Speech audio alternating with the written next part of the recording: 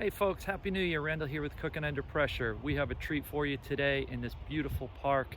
It's a cool day here in Florida. We have 5 tips for beginners. If you have a new Instapot or pressure cooker that you just got for the holidays, we're gonna share 5 tips to get you started. Now let's go look at the video.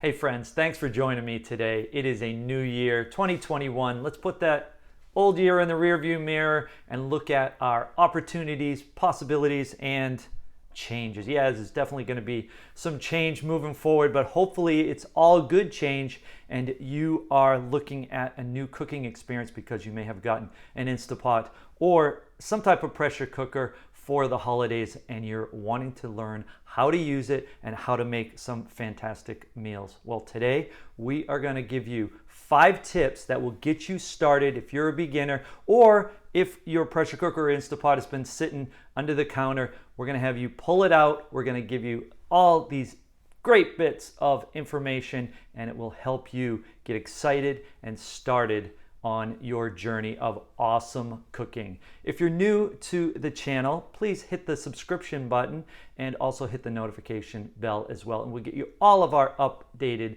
videos. So let's start talking about the 5 tips that will get you stoked and started to cook in your new pressure cooker or Instapot.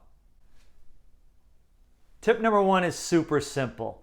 Get the dang thing out of the box. Get the party started. It's that simple. Do not be afraid of your pressure cooker. Fear, false evidence appearing real. These pressure cookers have wonderful safety features. There's nothing to be afraid of.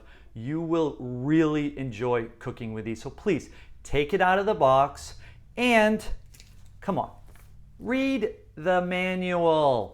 I know some of us are stubborn. We don't like to read instructions or directions. We can pull it out on our own, figure it out. Read the manual. Lots of good information in there. So tip number 1, unlike my brother who let his pressure cooker sit under his counter for almost a year, get the pressure cooker on your counter out of the box and let's get this party started. Tip number 2. The buttons, the knobs, the presets. Oh my, yes, fear again. Don't be afraid or overwhelmed by all of these buttons.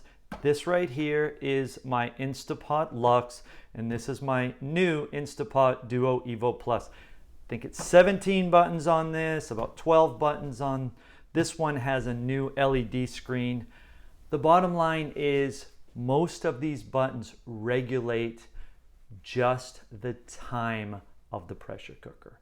Probably about 80 to 90% of the buttons. So you're only setting the time. If it says chicken, if it says eggs, if it says beef, those are just times that are preset.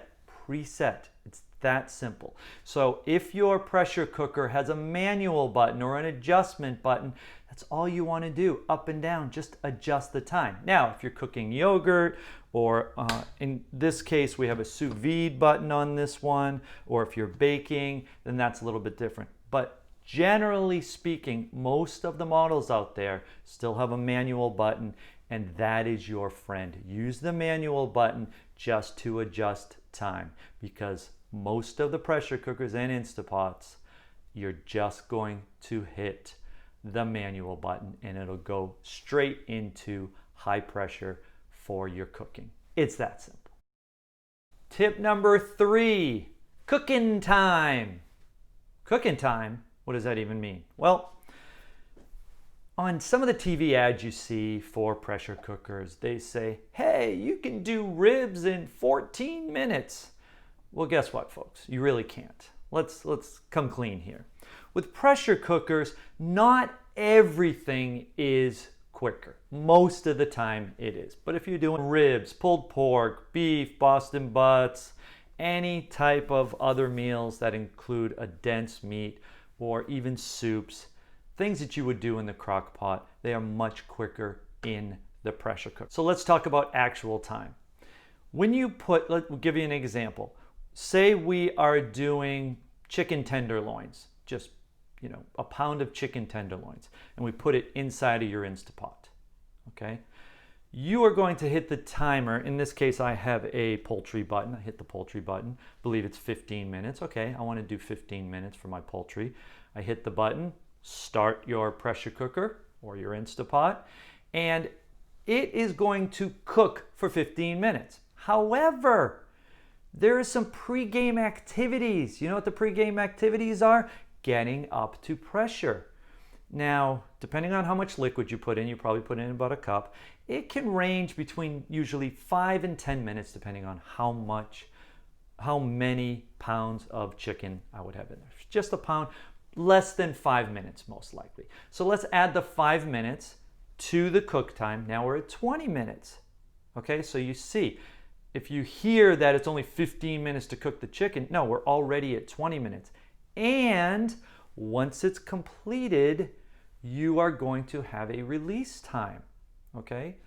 And that lapse time, if you have an Instapot, you see an L, usually to release the pressure naturally, it's gonna take about 10 minutes for those chicken tenderloins. So in that case, I don't know how good you are at math, I wasn't that great. We're talking 5 minutes, 15 minutes is 20, and then the additional 10 minutes. Now you're looking at 30 minutes to cook your chicken tenderloin. So keep that in mind.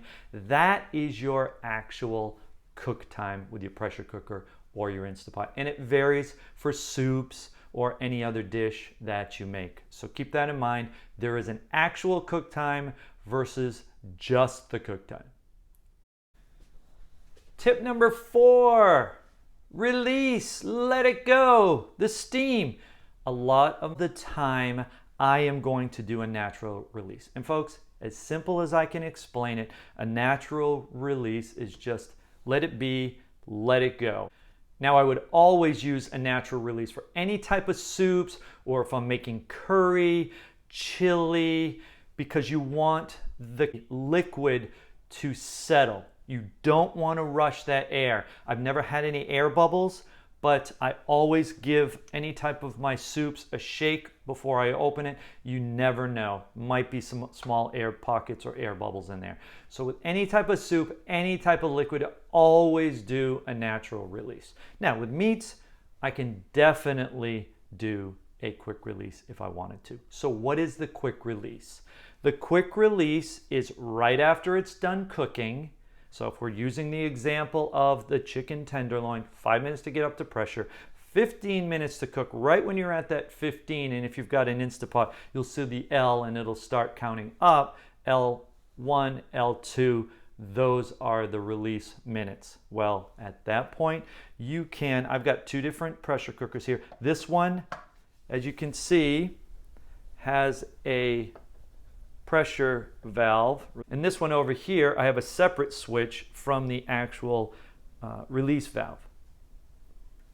Either way, when you do the quick release, you are immediately getting rid of that steam, and that takes about a minute and a half. Make sure you don't have a low ceiling, make sure you're not under any type of cabinets because that steam is hot. You've seen some of my earlier videos. I always back away, or sometimes I put a towel on top of it, but in most cases just move your release valve, step away, and let it release until it's completely done. Then you look at your indicator valve. They're usually right next to the pressure release valve, and once those drop, it is safe to open the lid of your pressure cooker. Tip number 5, and this happened to me when I bought my first Instapot, the Luxe.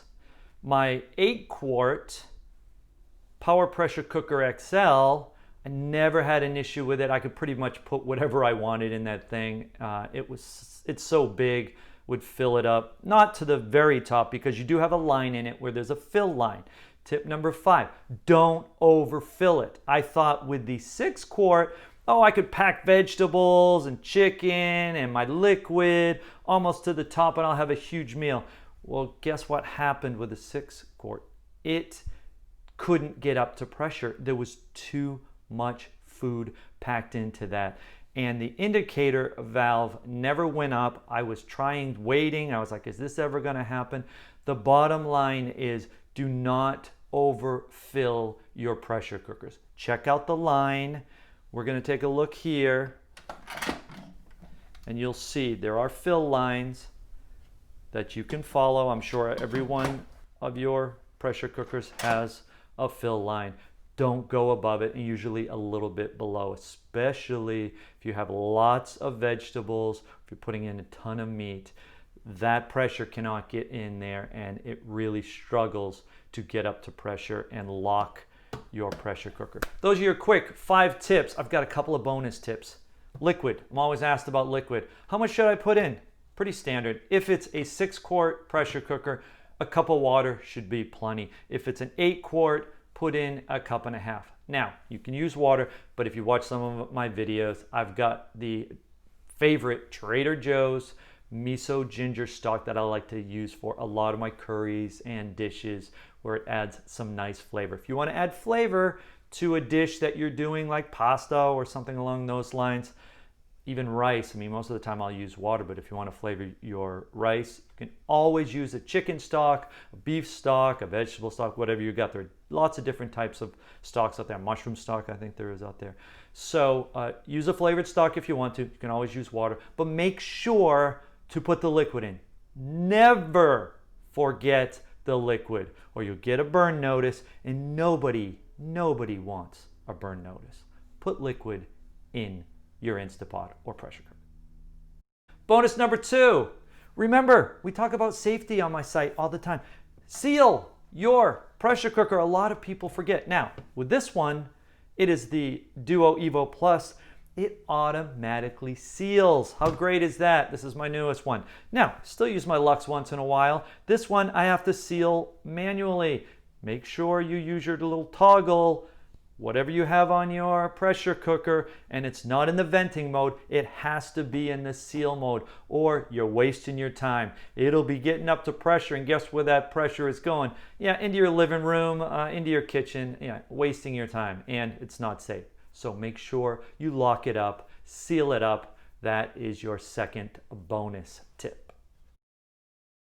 Those are some quick tips today. If you're a beginner or you haven't pulled your pressure cooker out of your box yet and it's been sitting around, hopefully they will help you get started and start your journey and adventure with awesome cooking. Check out my recipes. We've got a lot of fun ones, a lot of good meals. It's such a great tool to cook with. I think you're gonna love it. At any point, if you need to put some comments to ask me any questions, please do. I am here to help. 2021, let's make it a great year. I always say, look after one another, take care of each other. And as always, if you ain't cooking under pressure, you ain't cooking. We'll see you in the next video.